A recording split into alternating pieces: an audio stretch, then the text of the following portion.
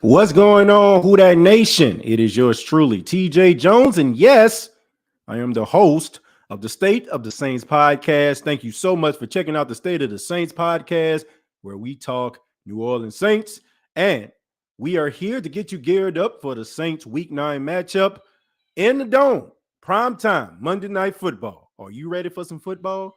Against the Baltimore Ravens. And I'm pretty sure some of you already checked out the prediction show that took place earlier on today. We did here on the State of the Saints podcast. I gave my prediction about the game. This game right here is going to be very, very interesting, man. You know, the New Orleans Saints are a team fighting for the divisional lives. They're fighting for a spot to win the division, a spot at the playoffs. This NFC South is just god awful. I know that the Tampa Bay Buccaneers got the win on Sunday versus the Los Angeles Rams, but this division is terrible. Okay, I mean, you look at the Carolina Panthers, they look terrible. You look at the Atlanta Falcons, I mean, they try hard, but they still terrible. You look at the Tampa Bay Buccaneers, they're terrible. And you look at the New Orleans Saints for the last couple of weeks, they played terrible. So here we are. The Saints are 3-5 and have opportunity to be in a three-legged race with the Atlanta Falcons and the Tampa Bay Buccaneers. This will shoot them to the second spot because we know the Tampa Bay Buccaneers have the tiebreaker because of what happened in the second game of the season in the Dome. But the New Orleans Saints playing the Baltimore Ravens, this is a tough matchup for the New Orleans Saints, and I know a lot of Saints fans are tired of hearing this, just like I'm tired of saying this. The New Orleans Saints have a tough matchup against Lamar Jackson, a very talented quarterback that can hurt you with his arm as well as his legs. And I know some people are like, well, all you have to do is just neutralize Lamar Jackson and keep him in a pocket, as if Lamar Jackson can't throw the football. I don't think people realize back in 2019, Lamar Jackson led the league in touchdown passes. So it's not like you're looking at a guy who all he can do is just run and scramble out of the pocket, and that's all he has to possess. But the New Orleans Saints, they're going to have to deal with Deshaun Jackson, who has been activated. So he will be playing in this game on tonight. If you're looking at this live on a Monday night, Deshaun Jackson will be playing in this game. Rashad Bateman, the star wide receiver of the Baltimore Ravens, has been placed on IR. He will miss the remainder of the season. Tight end Mark Andrews will be out of this game, as well as running back Gus Edwards, two guys who contribute in a major way. But you also have Kenyon Drake, who is available. You got Devin Duvernay, DeMarcus Robinson. They got some talented guys out here, man, that can make some plays. They're not household names, just like some of the Saints wide receivers, but they're able to get it done. And if you take these guys very lightly, you will get hurt. The New Orleans Saints offensively, they come into the game with averaging about 141.3 yards per game. So we all know that the Saints have been a running team as of late, and using Andy Dalton to be able to push the ball, third down situations and also just keep the chains moving. And it's been working. The offensive line of the New Orleans Saints are getting better.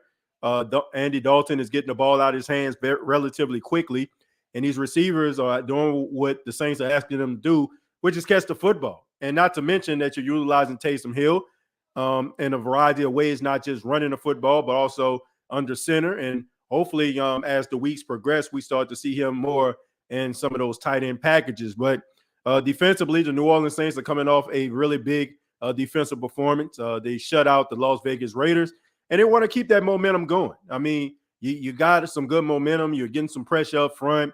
The linebackers are tackling. We know what Pete Warner has been doing all season long. He's ranked number 2 in the NFL when it comes to tackle as of right now. The secondary of the New Orleans Saints, they're starting to slowly get healthier again, and guys are starting to be more familiar with one another. We seen a Honey Badger have an interception on last week. He could have had a pick six that he dropped. So seems like he's being Johnny on the spot. Marcus May has been doing a really good job in run defense. And then you have Alontae Taylor, who has stepped up in the absence of Marshawn Lattimore, and he's going to have to do that again. He's going to have to do that again. And, hopefully he'll be up to the task at a prime time. He did not shy away from two of the biggest wide receivers in all of football, with DeAndre Hopkins on a Thursday night and last Sunday with Devontae Adams. So this young man is not afraid of the moment. He played really well. And then you have Paulson Adebo, who really stepped up and improved, you've seen in the second half versus the Raiders. But nevertheless, this is going to be a tough game for the New Orleans Saints. And these are the type of games that you're going to have to win if you're going to be able to get anywhere, or if any team is going to take you seriously. This game tonight, to me, even though I picked the Saints to lose this game, if they end up winning this game, this is the game to me that will show the whole entire Who Dat Nation that the Saints have turned the corner. This is the game right here. I understand that they shut out the Raiders last week, and we all should be happy about that. But the Raiders suck. They're not very good, folks. They're not very good, and I get it.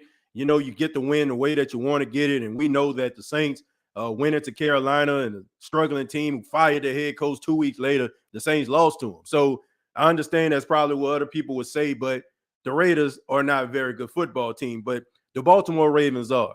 And even though, their record may not indicate it in some ways, they have had the lead on 4 different occasions and could easily be an undefeated team or a one-loss team going into this game versus the Saints, but they've given up big leads in the fourth quarter. So the New Orleans Saints, this can be a turning point for the season if you're a New Orleans Saints fan, because like I said, looking at the NFC South and how badly these teams have been playing and how nobody seems to want to win this division, this can be the Saints, stepping up. I can remember a couple years ago, this didn't happen with the Saints, but the Carolina Panthers. I remember they started off really bad, and then all of a sudden they won like 8 or 9 games. And even with the New Orleans Saints, I want to say back in 2017, they started off slow, and then they won like 8 straight games. So this can be the start of a run. And this is the game, to me, that is really going to help us know if this team is turning a corner, or is it the same old where you win one and you lose one. I mean, the Saints have not won 2 straight games in a long time, and it would be great to actually see them win 2 straight games. But this is the game right here, to me, that's going to decide what type of season or where we are, as an organization when it comes to the New Orleans Saints. But I would love to hear from you guys. Let's go ahead and read some of your comments. With Jarvis out, I'm not too skeptical about a win tonight. Well, here's the thing, man. I hate to say it like this, but it's almost like news if the Saints wide receivers do play. I mean, don't you feel that way? I mean, they're always out. I don't know, man. The Saints, for some apparent reason, got the worst luck when it comes to wide receivers. And, you got Michael Thomas. He's on IR. And then Jarvis Landry, he's been out about just as long as Michael Thomas has. So I don't understand, how anybody is, out here talking about, man, what we going to do at receiver? We've been using these same dudes for the last 5-6 weeks. So this is your receiving corps for the most part. So the best thing for us to do is just think about life without Michael Thomas, without Jarvis Landry, because that has been life for the last 5 weeks. And I'd rather focus on a guy like Chris Olave, a very promising guy, and thank the football guys that they touched Mickey Loomis and made him make this trade with the Philadelphia Eagles. Even though some of us are upset because we don't have a first-round pick, I would not trade Chris Olave for that first-round pick at all. I think the Saints made the right decision. I think that when Trevor Penning comes back, it's going to go ahead and really drive that point home, because I think both guys are going to be talented enough for us to be thinking down the line like, man, the Saints made the right decision. Could you imagine if the Saints didn't have Chris Olave? Right? We'll be rolling into the Superdome against the Baltimore Ravens with the same wide receiver corps we had last year. That left a lot to be desired. So I'm not missing. I miss Jarvis Landry about his production, but it's hard for me to miss. It's like this, right? It's hard for you to miss money that you never had. It's hard for you to miss a girlfriend or a boyfriend that you never had. And it's hard for me to miss a wide receiver that never plays. I mean, I hate to say it like that, but it's true. The landlord, thank you very much for the $2, says, my God, honest prediction. Saints 226, the Ravens 10. I hope so. Hell no. To the no. Hell to the no. I don't think that's going to happen, but I like that optimism. 32-20 Saints. Okay. Who that, TJ? Hopefully Saints get the win, get Kamara, Hill, and Jarvis involved. Yeah, you know what? Jarvis isn't playing. I just don't like, man, honestly, the reason why I'm saying that the Saints, I didn't give the Saints to win. Number one, the Saints struggle against the Baltimore Ravens. They struggled against the Baltimore Ravens with Drew Brees and Sean Payton. You know, that's the first thing. Number two, like I said, Patrick Queen and Roquan Smith are really two really good linebackers. Not only can Roquan Smith like rush the passer, like he's really good when it comes to coverage as well. And they do a really good job at neutralizing the running backs in that can catch the ball out of the backfield. I mean, that's the biggest concern for me. Like, if you neutralize Alvin Kamara, like you're asking Andy Dalton, and I'm not trying to disrespect Andy Dalton, and I understand that Andy Dalton has been playing against John Harbaugh's team for years when he was with Cincinnati. But I mean, I don't know, man. Between it being a primetime game, I'm sorry, I gotta be like this. Between it being a primetime game and he hasn't shown yet that he can actually put a team on his back, it's kind of hard for me. So it's gonna take Andy Dalton to be able to make some plays and get the ball into the hands of, you know what I'm saying, some guys that can make some plays. And that's my biggest concern when it comes to this game. That's it. Like, what can you do if you're not putting the ball into Alvin Kamara's hand? And when you do, you know, those linebackers are putting them down on the ground pretty fast. That's my biggest issue. I feel like that's the deal breaker. I don't feel like the defense won't be up to the task. I think they will. I don't know. Like, if you take away Alvin Kamara, you're asking Andy Dalton to win you a football game and put the team on his back. Can he do that? Is the question. Yes, they did. Olave is a dog. Chris Olave was a hit. That man can play. We've been putting up points without Mike T and Jarvis Landry. No need to be worried about them not playing. That's been the story all season. That's my whole point. Like, we up here concerned about guys that never played. Like, so basically what you're doing is you're getting concerned about those guys not coming back, but they haven't played. So it's not like they have been they've been the deciding factor to, you know what I'm saying, what we're trying to build here. Like, all of a sudden, like, all these points, you know what I'm saying, the Saints have found because of Mike Thomas and Jarvis Landry. That's not the truth, right? This team has been finding success offensively without those guys. So my question is, why are we concerned about guys that aren't there? You know, they stay hurt. You know, that's just what it is, man. Like, you can't count on production that's not there. I want them to be out there, but they're not. I'm not mad about losing the first round pick when you like a guy that much. You go for him and you turn out to be that guy for us. Yeah. I mean, the anger that we have as a Who Dat at the Who Dat Nation, excuse me, it's not because of like the draft pick itself. It's just the fact that the Saints have been struggling in the draft pick, and what it's actually turning into is the biggest issue. If the Saints make the playoffs, I don't think any of us will be concerned about that draft pick, because it will probably be like in the late rounds when they actually, you know, when Philadelphia actually picks.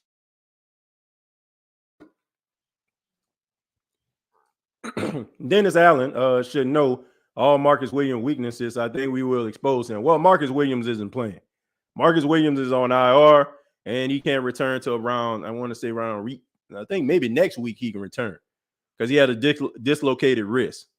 So Marcus Williams is not playing tonight. So you don't have to worry about him. I agree 100%, TJ. If Lamar Jackson takes off in open field, nobody on the Saints team will catch him. That's the truth. I mean, not too many teams that got guys that can catch him. So I wouldn't feel bad. Dalton may just ease it out, like let Kamara set that thing up, and the field will open up. Don't sleep on Callaway. This game, he wants to make up for what happened on Thursday Night Football. I mean, I hope these guys step up. I mean, like I said, I hope these guys step up. I hope that they go out there and they make plays. Look, like I said, I don't think it's going to be anything about an intimidating factor or anything like that. I think the crowd is going to understand the assignment. I think the Saints are going to understand the assignment. But like I said, I don't know. This is like Deontay Wilder against Tyson Fury. Like Deontay Wilder is like one of the best heavyweights of this generation. But when he goes up against Tyson Fury, like he can fight him like 10 times, and Tyson Fury probably gonna beat him 9 or 10 times. It's just the matchup itself. To me, it's just not a good matchup for the New Orleans Saints. I'm not saying, like I said, I hope that I'm wrong. I really am. I hope that I'm wrong, but it's just not a good matchup. It's just not a good matchup. All the things that the Baltimore Ravens do that makes them successful is things that the New Orleans Saints struggle with. And like I said, I hope that these words sound like the biggest, the dumbest statements in State of the Saints podcast history. But I'm just like, it's just not a good matchup. And the Baltimore Ravens have never really been a really good matchup for the New Orleans Saints. Thank you, Demetrius. I wish Landry and Mike T could play. Yeah, me too. Marcus Williams was playing good for the Ravens too, man. Yeah. I mean, he had 3 interceptions in 2 weeks, and he was playing really well, and then he dislocated his wrist, and it's unfortunate because Marcus Williams don't miss games like that. I mean, I think he missed a game because of COVID and maybe like a hamstring issue. One he missed. I don't even think he missed that game. He just ended up. Yeah, I think it may have been a hamstring issue. He did miss a game, but he doesn't miss many games, and it seems like every former New Orleans Saints safety is out there like top 5, top 10 in interceptions. Ain't that crazy, right? You take all that talent to other teams, giving them all them turnovers, but the Saints, as a team, staff, and mother-loving crew, got 2. Wow. Hey, TJ, it's been a couple years now, and Troutman still hasn't lived up to expectations. Just curious about Damien, I disagree with that, man. I feel like, to me, at this particular time, it's almost like it's like the Cesar Ruiz like type statement, right? It's just like, oh, you know what I'm saying? Like, oh, the Saints lost. Oh, it's because of, like Cesar Ruiz must have been blocked. That's kind of how it is with Adam Troutman. Adam Troutman has played much better this season. Like, all those little big runs that y'all fall in love with and y'all love so much, guess who is the lead blocker on a lot of those runs before he got injured? It was Adam Troutman. Adam Troutman, when he went out in the game a couple of weeks ago, the Saints had to basically, I think it was against the Bengals, if I'm not mistaken. The Saints had to kind of change up some of those offensive formations and some of the game plan that they had that involved Taysom Hill. It got taken out because Adam Troutman was so heavily involved in it. So, and also, man, he was catching passes. He caught a touchdown, in one game with Taysom threw it to him.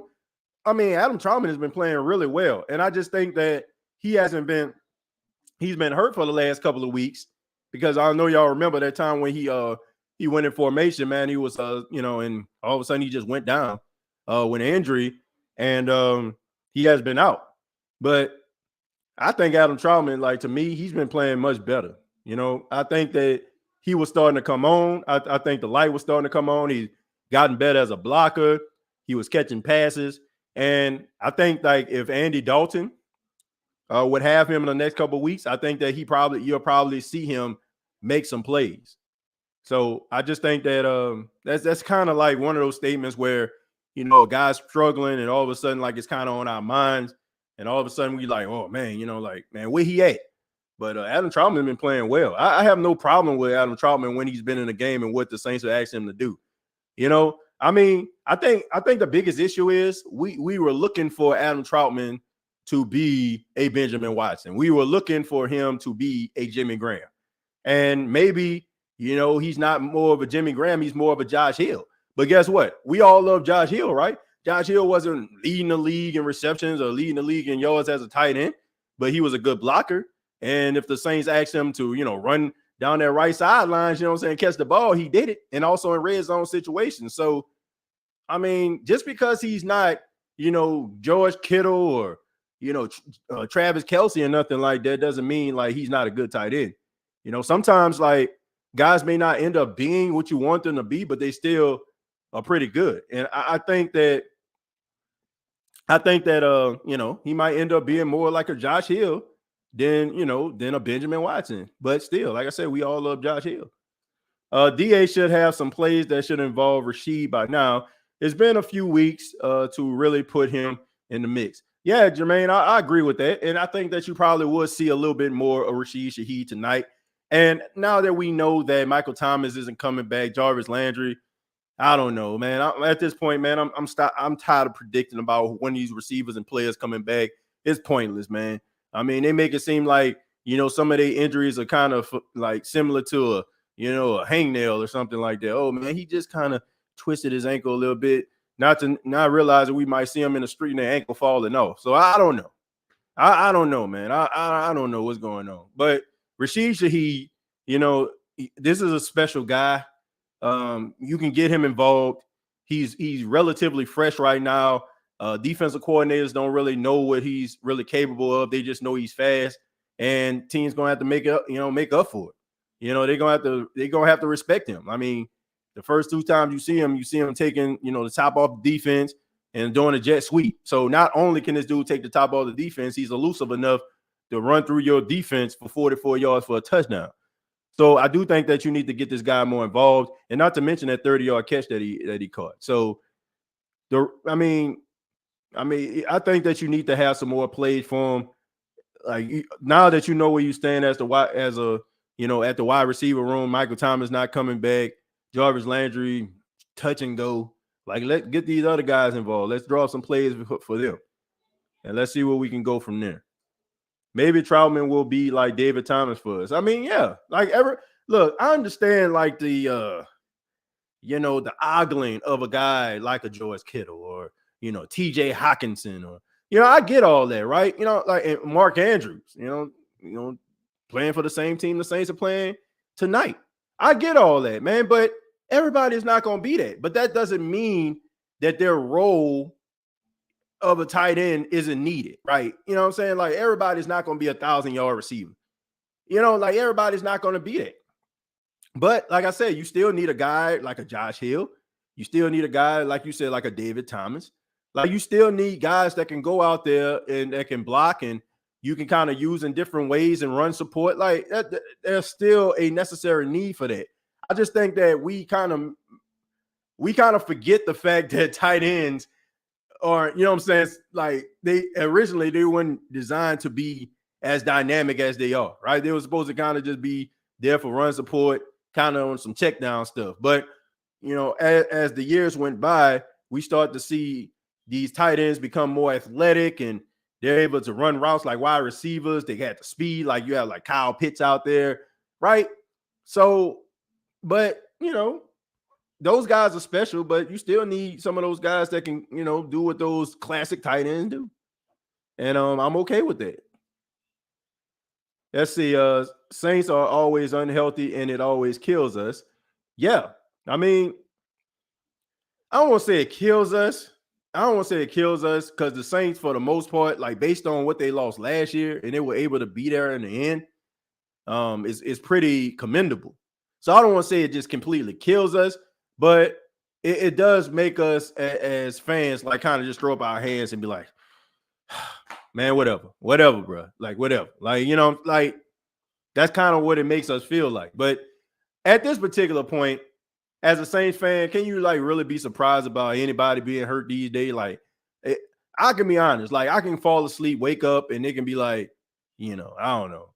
I don't want to call nobody name out, but a really, really important player to the Saints' success out for 6 to 8 weeks. Like, just come out of nowhere. Like at this point, I mean, I'm kind of over it. You know what I'm saying? Because it's like they just have the worst luck when it comes to like keeping their star players healthy. Like you see some of these teams out here that are winning games, they receivers out here every week, cornerbacks out here every week, and they're able to win the battle of attrition.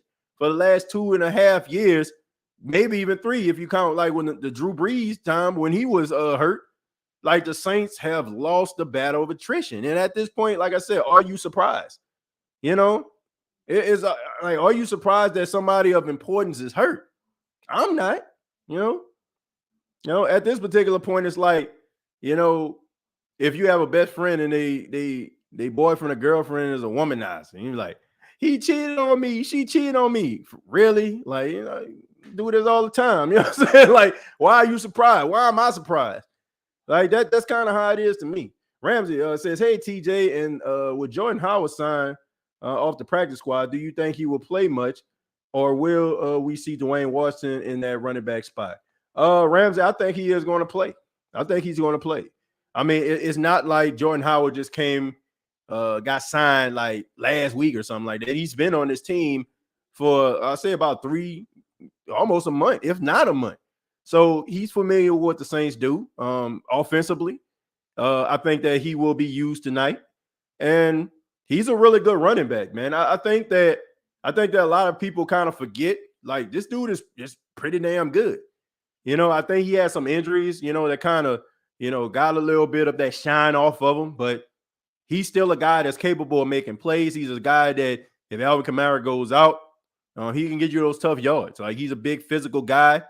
And he kind of, you know, if you're looking for somebody that can fill that Latavius Murray type role, he's that guy. He's that guy. Thanks, BNG Aaron. I hope Jordan plays. TJ, they see chat, who that for life.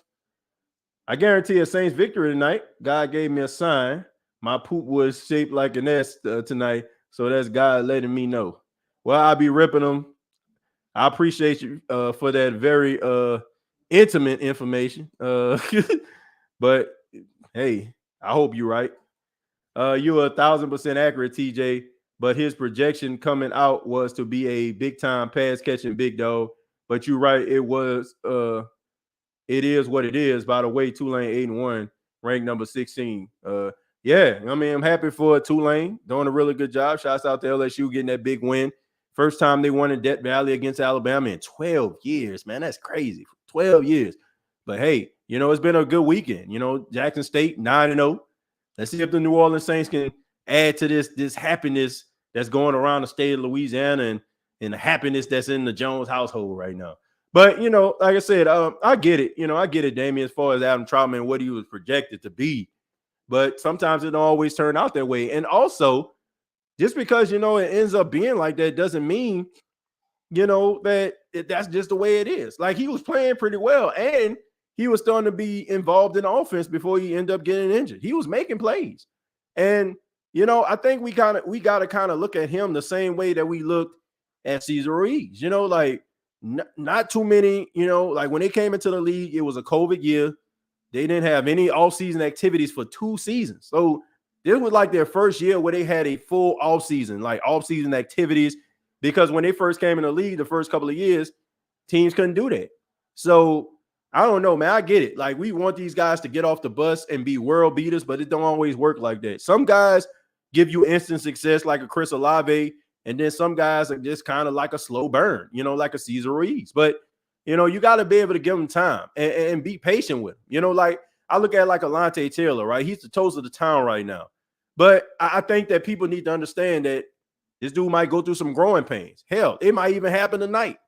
You know, like, we have to understand that these guys are learning and developing, and, you know, they might miss some plays. They might get some calls against them, but that's not an indication or indictment on them, you know, an indication of what they're going to be. I just think that sometimes we have to practice a level of patience when we come to this guys. Like, we be ready to call guys bust after year 1. And I just think that that's just a big mistake. I think the Saints need to trust their rookies more, like Rashid and Olave, because the vets can't stay healthy. It's like the vets don't want to play. Not all, but some. Wink, wink. I don't agree with that at all, man. I don't agree with that at all. I think that Alvin Kamara said it best. I think that us as fans, we just upset with these guys because we want them to play, and they end up getting injured. And I get it, right? But I mean, just as much as you want to see these guys play, they want to play. Like these guys, they love to play the game. They want to play football, but at the same time, I don't blame them. I'm not trying to sacrifice my entire career to go out there, re-aggravate something, and make it even worse. And then I'm damaged goods to any team in the NFL, and I never get another opportunity again. I get it, right? You know what I'm saying? Sometimes it's just the breaks. It's just bad luck.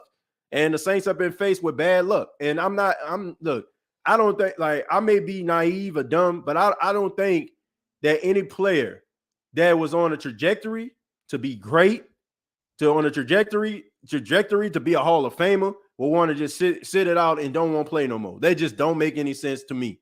I just think that is extremely bad luck when it comes to, like, what happened with Michael Thomas. Bad luck what happened with Jarvis Landry.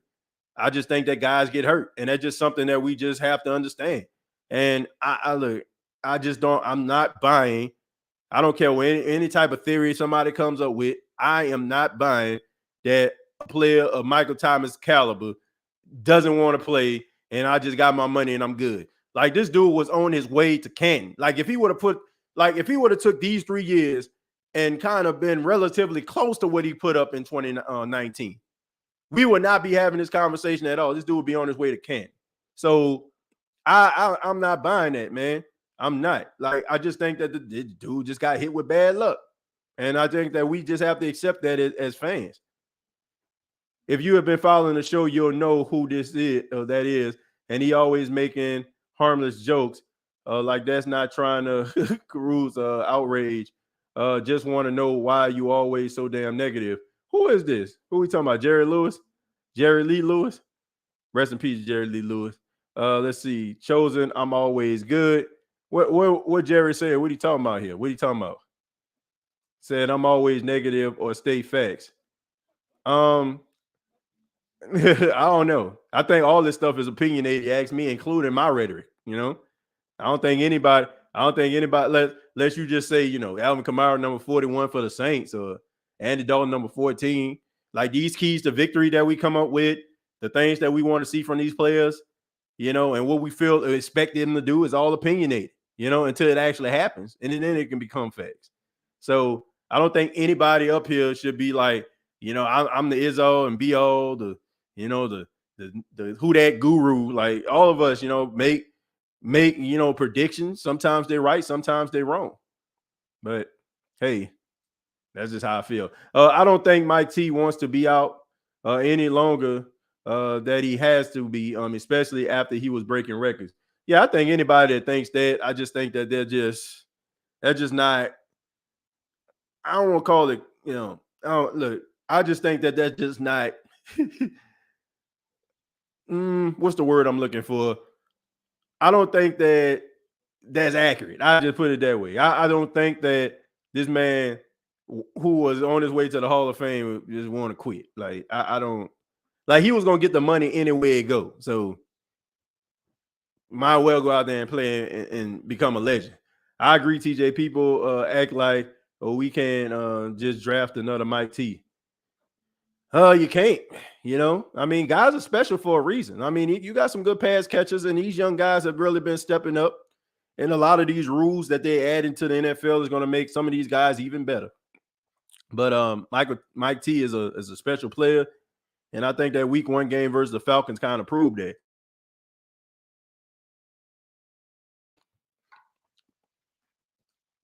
Manning cast tonight during the game. Curious to see who the guests are. Game ain't even starting. Y'all arguing already. That ain't it. I don't understand who's arguing. I don't understand what exactly was said. Let's see. I actually watched the games, and I've been watching football since 1989. And I mean, look, but Jerry, at the same time, that doesn't make you know everything. You know what I'm saying? like all this stuff is just opinionated, man. Like, that's what we need to understand. We need to, first off, we need to get out our feelings. You know what I'm saying? Like, we cannot just be so, high on our hill that we feel like we are beyond reproach.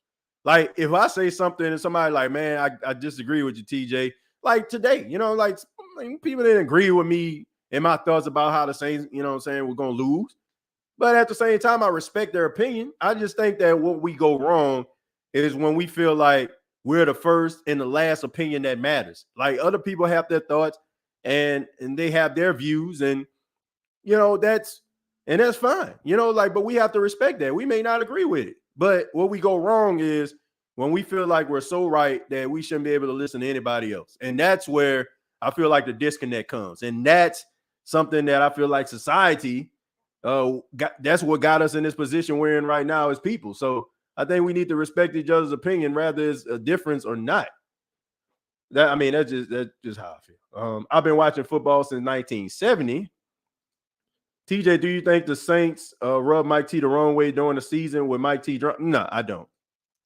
But I will say this, Paul G. I think the practices that the Saints performed when it came to the medical staff, I think that was the disconnect, and some of the things that was said, the misdiag, oh man, you can play and you don't worry about getting surgery right now. Like I just think that maybe that was an issue, probably why, he probably wasn't really listening to them. I don't know. I think that there was a disconnect between probably the medical staff and Michael Thomas and his decisions. I do agree with that. Get rid of the old receivers. Let's start new with the new young receivers. Get these old guys off our books. If anything, if you want to keep Michael Thomas, I would go to Michael Thomas and talk to him and be like, man, look, we want you to come back, but man, we need to restructure your deal. You know what I'm saying? I don't know. I don't know if you need to give him like a certain amount of money, maybe make it incentive laced. I don't know. Like you don't keep him on the books for, for next year for what he is supposed to get. If you do that, I feel like it should be like incentive based, right? So if you don't play, then it's no harm, no foul. Tell me if I'm wrong. When I would want Mike T to be on the team, but I feel like Mike T should understand that too, right? Because first off, ain't nobody gonna give you the money that even with an incentive-based contract after you've been out for nearly 3 years. Like nobody's gonna give you the type of money like some of these top-notch wide receivers are gonna get. It's just not happening. Like especially it's like since teams, gonna be looking at you and if fair or unfair, they're gonna look at you like, man, I don't know. You know what I'm saying? I don't know what's going on here. You know what I'm saying? Like we want to keep you, but we can't, you haven't been healthy. So I don't know. You might need to restructure the deal. Mike T needs to yep, I just said that. We on the same page. Nobody is truly old on our wide receiver core. We actually decent or what we got considering. Yeah, I agree with that. Hey TJ, a fun thought. What if UEC, Tulane, and LSU meet each other in the New Year's Eve 6 bowl, big dog? That would be awesome. Yeah, it would, but I don't see that happening. LSU has the opportunity to possibly be in the college football playoff, right? If they went out, there's a chance that they can, go to the SEC championship game. If they're able to knock off Georgia, they can probably make their way to a college football playoff. And I think that it's not out the realm of possibility of that happening. Almost game time. Let's send our boys some positive energy. Yeah, look, man, I hope they have a good game tonight. And if they can stay relatively mistake-free, they ain't turning the ball over left and right, they should be okay. Should be fun to watch P. Warner versus Likely. Yeah, that'll be good. Michael Thomas should be in an off-season workout with on restriction and fully healthy. The great debaters we always come across, Stephen A. Type people. Let's see. Ravens is dealing with their fair amount of key injuries as well, so it should be a good one, hopefully. Pete is a dog for real, not the Davidson variety, but the Warner version. Oh man. But I think let me see. Chosen says your keys to victory. If the Saints going to win this game, once again, they're going to have to keep the ball out of the hands of Lamar Jackson, limit the time of possessions for them, and also, like I said, if he can beat you from the pocket, which he's capable of doing. Like, I don't want anybody to think, oh man, all he does is run. He can beat them from the pocket. Like, he's a good pocket passer. And I don't want anybody to think the otherwise. But I'd rather see him beat me from the pocket than to beat me with his legs, something that he really does relatively well. So that's the first. The second key is you got to be able to run the football. It can't just be with AK. I think that it should be like a group effort. Use Jordan Howard, use Taysom Hill, use Kamara. Even like if you want to throw the ball like the Rashid Shaheed out the backfield, kind of have him in motion and you can throw him the ball, make that extension of the run. But keep these guys, like guessing about what you're going to do. If there's a shot down the field, I know Andy Dalton, that's not his type of game, but if you can throw maybe a couple down the field where a team has got to like respect what you're trying to do, because if the Ravens are probably going to try to put like 8 in the box, right? Because they know that the Saints are going to try to run the football. So if you can kind of throw the ball down the field just a little bit, and just to kind of keep them guessing, like, man, they're going to try to throw the ball. Like, try to do that, because the weakest point of this team is their secondary. And even though those guys are talented, they've had their fair share of issues. So, and also, like I said, also running the football, keeping the defense of the Ravens honest, and keep them guessing. And then also kind of replicate what you did last week, try to get pressure on Lamar Jackson. My advice is not to blitz him, like, because he has the speed to be able to get on the outside. And if you ain't got nobody back there except one person, guess who's going to win that? So you got to try to be able to rush forward and be able to get home, and also be able to try to neutralize the run game and not get Lamar Jackson and Kenyon Drake involved. Like, then now it's going to be like, man, like, it's going to be hard to stop. Those are my keys to victory. It's going to have to take a group effort. It's going to have to take a group effort from the offensive side and the defensive side in order for them to win the football game. And they cannot be out here turning the ball over and making like crucial mistakes at the goal line, like Will Lutz, whatever the heck he got going on. Like, he got to be able to make these field goals. Like, he cannot be missing field goals tonight. You cannot do that. But I want to say thank you all for checking out the State of the Saints podcast. We'll be back for the post-game show. We won't have a halftime show tonight, folks, but we will be back for the post-game. I'll be tweeting throughout the show, so if you want to follow me on Twitter at TJAYJones8, feel free to do so. Previous episodes available on Apple Podcasts, Spotify, iHeartRadio, and Anchor FM. Enjoy the game. Till next time, all I got to say is